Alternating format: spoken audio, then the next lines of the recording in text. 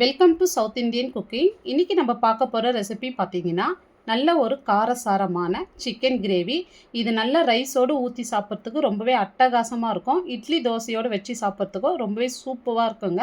இப்போ நம்ம வீடியோக்குள்ளே போகிறதுக்கு முன்னாடி நம்ம சேனலை சப்ஸ்கிரைப் பண்ணாத பார்த்துட்டு இருந்தீங்கன்னா சப்ஸ்கிரைப் பண்ணிவிட்டு பெல் பட்டனை கிளிக் பண்ணிங்க. இப்போ இந்த குழம்பு செய்யறதுக்கு நான் 1 kg சிக்கன் வாங்கி நல்லா 2-3 டைம் நல்லா வாஷ் பண்ணிவிட்டு வச்சுருக்கேன்.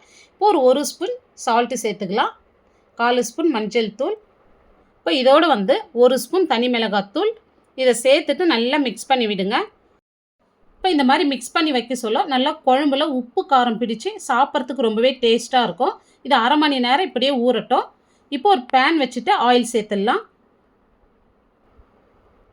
இப்போ ஆயில் சூடு இருந்தோம் 2 துண்டு பட்டை, 3 லவங்கம், 1 ஏலக்காய், 1/2 ஸ்பூன் சோம்பு சேர்த்துக்கலாம். இப்போ இதோடு ஒரு பிரிஞ்சி இலை, ஒரு கொத்து கருவேப்பிலை சேர்த்துக்கலாம். இப்போ பெரிய வெங்காயமாக 2 வெங்காயம் எடுத்து நல்லா பொடியை கட் பண்ணிவிட்டு இதோடு சேர்த்துடலாம். இது சீக்கிரம் வதங்கி வர கொஞ்சமாக சால்ட்டு சேர்த்து வதக்கி விட்டுக்கலாம்.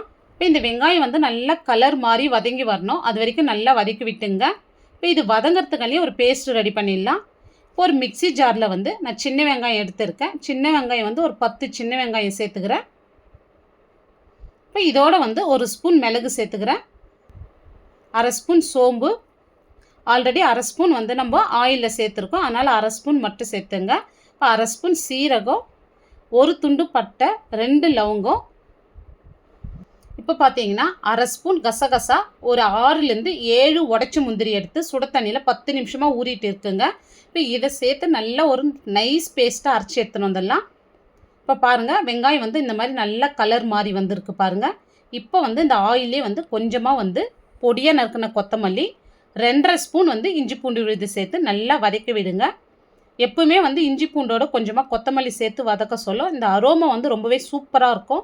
இப்போ இது கூடவே ஸ்மால் சைஸில் 2 தக்காளி எடுத்து இதோடு சேர்த்துங்க கட் பண்ணிவிட்டு. இப்போ இந்த தக்காளி நல்லா வதங்கி வரட்டும். இப்போ பாருங்கள் இந்த அளவுக்கு நல்லா வதங்கி வந்திருக்கு. இப்போ நம்ம அரை மணி நேரமாக ஊற வச்சு சிக்கனை இதோடு சேர்த்துடலாம். இப்போ இந்த மாதிரி சேர்க்க சொல்ல சிக்கன் சாப்பிட்றதுக்கு ரொம்பவே டேஸ்ட்டாக இருக்குங்க. இப்போ இதை சேர்த்துட்டு நல்லா மிக்ஸ் பண்ணி விடுங்க. சிக்கன் சேர்த்து தான் ஃப்ளேம் ஃபுல்லாக வச்சுட்டு வதக்கி விட்டுக்கலாம். இப்போ சிக்கனில் பாதி அளவு சால்ட்டு சேர்த்தோம். இப்போ இன்னும் கொஞ்சமாக கல்லுப்பு சேர்த்து நல்லா வதக்கி விடுங்க. இப்போ இந்த மாதிரி நல்லா வதக்க சொல்ல தண்ணி விட்டு வரும். இப்போ இதோடு சில்லி பவுடர் சேர்த்துடலாம். இப்போ நான் தனி மிளகாத்தூள் 1.5 ஸ்பூன் சேர்த்துக்கிறேன், ஆல்ரெடி 1 ஸ்பூன் சேர்த்துருந்தோம். இப்போ தனியாத்தூள் 3 ஸ்பூன் சேர்த்துட்டு நல்லா மிக்ஸ் பண்ணி விடுங்க. இப்போ ஃப்ளேம் கம்மியாக வச்சுட்டு மிக்ஸ் பண்ணி விடுங்க. பாருங்கள் இந்த மாதிரி நல்லா மிக்ஸ் பண்ணி விட்டுட்டு ஒரு மூடி போட்டு மீடியம் ஃப்ளேமில் ஒரு 5 மினிட்ஸுக்கு விடுங்க. இப்போ 5 நிமிஷம் கழித்து பாருங்கள் நல்லா எண்ணெய் பிரிஞ்சு சிக்கனில் நல்லா மசாலா பிடிச்சி வெந்து வந்திருக்கு. சென்டரில் நான் மிக்ஸ் பண்ணி கொடுத்தேன். இப்போ நம்ம அரைச்ச பேஸ்ட் இதோடு சேர்த்துடலாம். இப்போ இதை சேர்த்துட்டு இப்போ ஜார்லேயே கொஞ்சமாக தண்ணி சேர்த்து இதோடு சேர்த்துடலாம். இப்போ இதை சேர்த்துட்டு நல்லா மிக்ஸ் பண்ணி விடுங்க. இப்போ இந்த மசாலா சேர்த்துட்டு ஒரு 1 நிமிஷத்துக்கு நல்லா மிக்ஸ் பண்ணி விட்டுட்டு இப்போ தேவையான அளவு தண்ணி சேர்த்துங்க. இப்போ கன்சிஸ்டன்சி பாருங்கள், செக் பண்ணிங்க, எனக்கு இந்த அளவுக்கு போதும். இப்போ இதை சேர்த்துட்டு இதோடு கொஞ்சமாக கருவேப்பிலை, கொஞ்சமாக கொத்தமல்லி சேர்த்து இப்போ குக்கர் மூடி போட்டுடலாம்.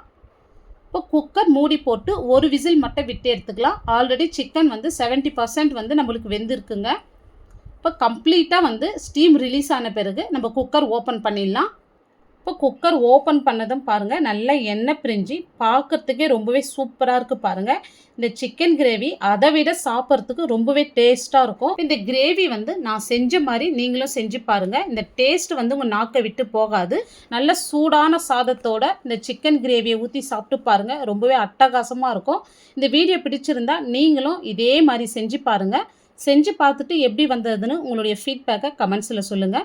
இந்த வீடியோ பிடிச்சிருந்தால் லைக் பண்ணுங்கள், ஷேர் பண்ணுங்கள். நம்ம சேனலை சப்ஸ்கிரைப் பண்ணாத பார்த்துட்டு இருந்தீங்கன்னா சப்ஸ்கிரைப் பண்ணிவிட்டு பெல் பட்டனை கிளிக் பண்ணிவிடுங்க. தேங்க்ஸ் ஃபார் வாட்சிங்.